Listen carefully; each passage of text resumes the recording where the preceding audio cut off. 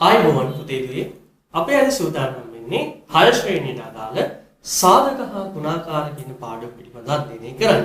ඉතින් බොහොම පහසු පාඩමක්. මේ පාඩම ඉතාම හොඳින් අධ්‍යයනය කරන්න පොදු බොහෝ වැදගත් කරුණු මේ පාඩම තුළ අන්තර්ගත වෙනවා. හොඳයි පුතේදී එහෙනම් අපි මුලින්ම කතා කරන්න යන්නේ මේ සාධක කියන්නේ මොකක්ද කියන එක හඳුනා ගන්න යන්නේ. හරි මම පොඩි උදාහරණයක් ගන්නම්. මිනිසුන් 6 දෙනෙක් නැත්නම් අපි හිතමුකෝ හමුදාවට නැත්නම් හමුදා නිලධාරීන් 6 දෙනෙක් ලයින් අප් කරනවා. ඒ කියන්නේ පේලිගත කරනවා. එතකොට අපි බලමු මේ පේලිගත කරන්න පුළුවන් ආකාර මොනවද කියලා. දැන් ඔයගොල්ලෝ දන්නවනේ ඔයගොල්ලෝගේ ඉස්කෝලේ ස්පෝර්ට් මීට් එකේ අර මාර්ච් පාස් එකේ තියෙන ඒ වගේ තමයි. අපි බලමු මේගොල්ලෝ කොහොමද මේ පේලිගත කරන්නේ කියලා. හරි දැන් බලන්න පළවෙනි අවස්ථාව ගත්තොත් බාර එක පෙළටම ඉන්නවා මිනිස්සු නැත්නම් මේ නිලධාරීන් 6 දෙනා. මේ බලන්න.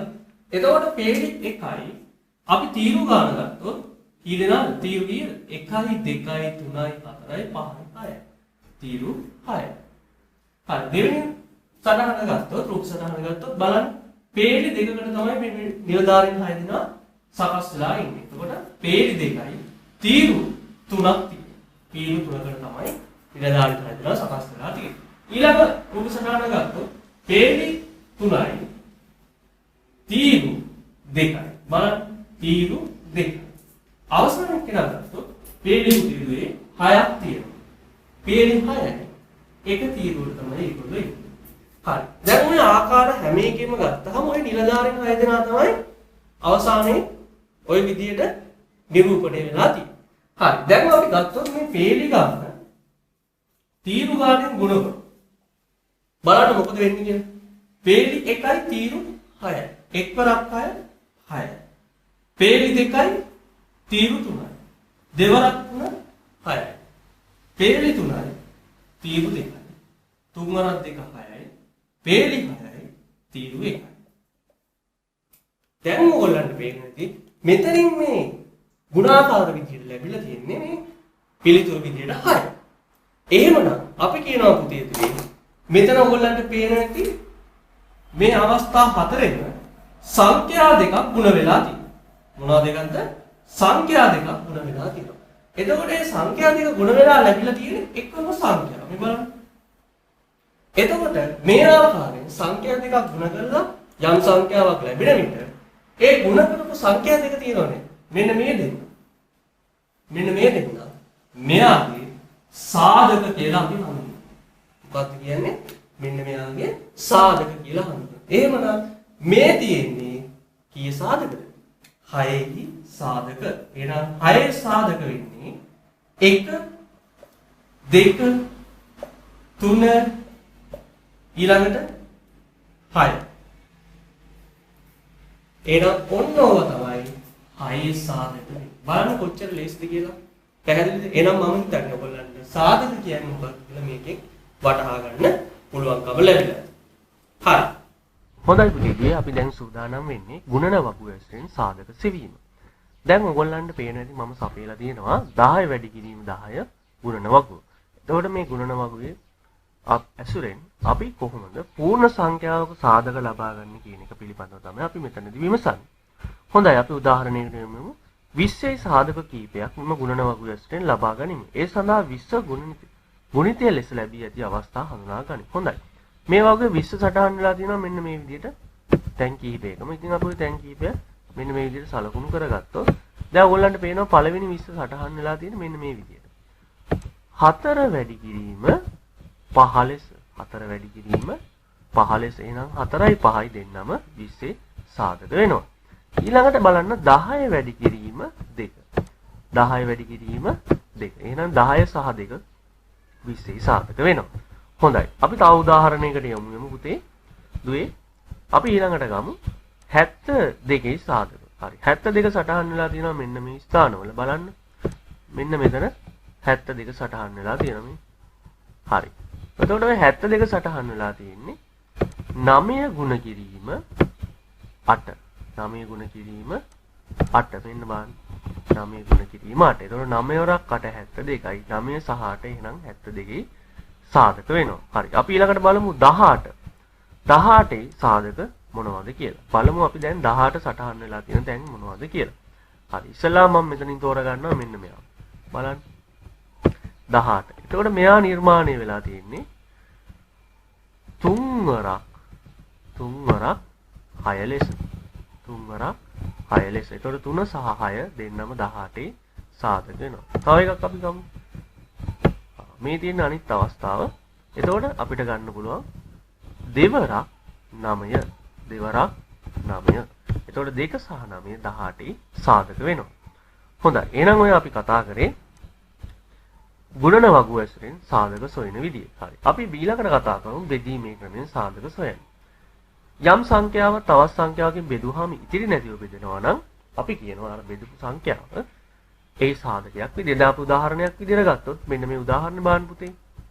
6 බෙදීම 1 අපි දන්නවා 6යි. එතකොට ඉතිරි බිඳුව. එහෙනම් 1 6 සාධකයක් වෙනවා. 6 බෙදීම 3 සමානයි 2යි ඉතිරි බිඳුව. ඒ කියන්නේ 3 කියන එක න 6 සාධකයක් වෙනවා. 6 බෙදීම 2 සමානයි 3යි ඉතිරි බිඳුවයි. ඒ කියන්නේ 2 6 සාධකයක් වෙනවා. 6 බෙදීම 6 සමානයි 1යි ඉතිරි බිඳුවයි නම් 6 සාධකයක් වෙනවා. එහෙනම් 6 සාධක අපි ගත්තොත් 1 3 2 6 විදිහට අපිට දැන ගන්න පුළුවන්. 6 සාධක නොවන 4 සහ 5 යන සංඛ්‍යා වලින් 6 බෙදා බලමු. 6 බෙදා බලමු. දැන් 4න් සහ 5න් බෙදුවා ඔයගොල්ලන්ට පේනවා පුතේ හැම වෙලෙම බලන්න ඉතිරි නැතිව බෙදෙනවද කියලා. 4න් බෙදුවොත් 2ක් ඉතිරි වෙනවා. 5න් බෙදුවොත් 1ක් ඉතිරි වෙනවා. එහෙනම් 4 සහ 5 6 සාධක වෙන්නේ ඇයි? බෙදුවට පස්සේ ඉතිරි නැතුව බෙදෙන්න ඕනේ. දැන් මේවයි ඉතිරි වෙනවා. ඒ නිසා අපි කියනවා 4 සහ 5 සාධක වෙන්නේ නැහැ කියලා. එහෙනම් මෙතනින් අපිට ගම්ම වෙන කාරණා තමයි යම් පූර්ණ සංඛ්‍යාව ඉතිරි නැතිව බෙදේ නම් මෙම සංඛ්‍යාව මුල් සංඛ්‍යාවේ සාධකයක් ලෙස හඳුනාගත හැකියි. ඕනෑම පූර්ණ සංඛ්‍යාවක් එකෙන් සහ එම සංඛ්‍යාවෙන් බෙදෙන බැවින් එක සහ එම සංඛ්‍යාව දී ඇති සංඛ්‍යාවේ සාධක වේ. හොඳයි අපි ඊළඟ උදාහරණයට යමු. 30 සාධක තුනක් බෙදීමේ ක්‍රමයෙන් සොයන්න. හරි. දැන් 30 දෙකකින් බෙදුවම අපි දන්නවා 15යි ඉතිරි නැතිව බෙදෙනවා. ඉතිරි නැහැ බිඳුවයි. එහෙනම් 2 5 30 සාධකයක් වෙනවා. 30 තුනෙන් බෙදුවාම 10යි ඉතිරි නැහැ. එහෙනම් 3 30 සාධකයක් වෙනවා. 30 5න් බෙදුවාම 6යි ඉතිරි නැහැ. එහෙමනම් 5 30 සාධකයක් වෙනවා. එහෙනම් අපිට මෙතනින් ගම් වෙන කාරණාව තමයි 2 3 5 30 සාධක විදියට අපිට ගන්න පුළුවන්. හරි. තවත් උදාහරණයක් මෙතනින් සටහන් කරලා තියෙනවා. 9 12 සාධකයක් වේ. එහෙනම් අපෙන් අහනවා හේතු සහිතව පැහැදිලි කරන්න කියලා. එහෙනම් අපි ඉස්සල්ලාම කරන්න ඕනේ 12 9න් බෙදලා බලනවා. ඉතිරි නැතිව බෙදනවාද කියලා. දැන් ඔයගොල්ලන්ට පේන නැති පුතේ දුවේ 12 9න් බෙදුවාම 3ක් ඉතිරි වෙනවා. එහෙනම් 12 සාධකයක් 9 වෙන්නේ නැත. හරි. අපි එන ඊළඟ කොටසට යමු. ගුණාකාර. හරි. දැන් ඔයගොල්ලන්ට පේන නැති ගුණාකාර ගැන හරියට ගත්තොත් චක්‍රේ වගේ. දැන් මේ තියෙන දෙකේ ගුණාකාර කීපයක් දක්වලා තියෙනවා. එතකොට ඔයගොල්ලන්ට පේන නැති දෙවරක් 2යි දෙවරක් 2 4යි දෙවරක් 6යි දෙවරක් 4 8යි දෙවරක් 10යි. එතකොට ඔයගොල්ලන්ට පේන නැති පුතේ දුවේ මේ විදිහටම අපිට ගන්න පුළුවන් 3ේ ගුණාකාර. 3 6 9 12 15 18. ඊළඟට 5ේ ගුණාකාර. 5 10 15 20. මෙහිදී පහත ගුණාංග සැලකිල්ලට ගන්න. දෙකේ ගුණාකාර සියල්ල දෙකෙන් ඉතිරි නැතිව බෙදේ. තුනේ ගුණාකාර සියල්ල තුනෙන් ඉතිරි නැතිව බෙදේ. එහෙනම් මෙතනින් අපිට පැහැදිලි වෙන දෙයක් තමයි යම් පූර්ණ සංඛ්‍යාව ගුණාකාරයත් එම සංඛ්‍යාවෙන් ඉතිරි නැතිව බෙදෙන බව. තවදුරටත් අපි මේක විමසා බැලුවොත් පූර්ණ සංඛ්‍යා දෙක ගුණිතයක් ලෙස ලිවිය හැකි සංඛ්‍යා අපි සලකා බැලුවොත් දැන් උදාහරණයකට ගත්තොත් 18. එතකොට එනවා 3 වරක් 6. එහෙමනම් 3 6න් ගුණ කිරීමෙන් තමයි 18 ලැබිලා තියෙන්නේ. එහෙමනම් 18 කියන්නේ 3ේ ගුණාකාරය. එතකොට අපිට කියන්න පුළුවන් 3 6ේ ගුණ 18ේ ගුණ 3 ගත්තොත් එහෙම අපිට මේ 18 සාධකයක් විදියට ගන්න පුළුවන්. ඊට අමතරව දැන් මේක අනිත් පැත්තට ලිව්වොත් 18 සමානයි 6 වැඩි කිරීම 3. එතකොට ඔයගොල්ලන්ට පේනවා ඇති මේ දෙක මාරු කරලා ලියන්න පුළුවන්. එහෙමනම් 18 කියන එක කෙනා ගත්තොත් 3ේ ගුණාකාරයක් මෙන්ම 6ේ ගුණාකාරයකුත් වෙනවා. පැහැදිලි කියලා මම හිතනවා. ඒ කියන්නේ දැන් අපි ගත්තොත් තව උදාහරණයක් 24. එතකොට 4 වරක් 6. එතකොට 4 ගුණාකාරයක් විදියට ගන්න පුළුවන්. නැත්නම් 6 වරක් 4. නැත්නම් 6 ගුණාකාරයක් විදියටත් ගන්න පුළුවන්. ওই විදියට දෙපැත්තටම මේකේ ගන්න පුළුවන්. හරි.